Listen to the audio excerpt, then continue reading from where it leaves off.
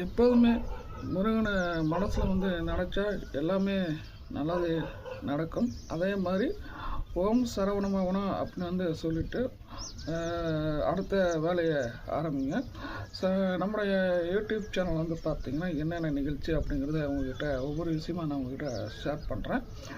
First ஆன்மீகம், அதுக்கப்புறம் பார்த்திங்கன்னா அன்றாட செய்திகள், அதுக்கப்புறம் பார்த்திங்கன்னா கிரிக்கெட், திரைமை வசனம், அதுக்கப்புறம் பார்த்திங்கன்னா ரஸ்லிங், சரிங்களா.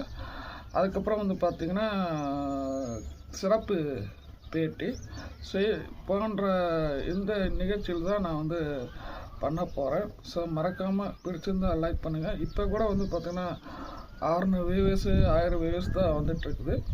பரவாயில்ல, அவங்களுக்காக நான் வந்து கண்டிப்பாக நல்ல நல்ல கண்டென்ட்டெல்லாம் நான் வந்து நல்லா பண்ணுறேன், சரிங்களா. ஸோ பிடிச்சிருந்தால் மற்றவங்களுக்கும் ஷேர் பண்ணுங்கள். ஓம் சரவண பவனா.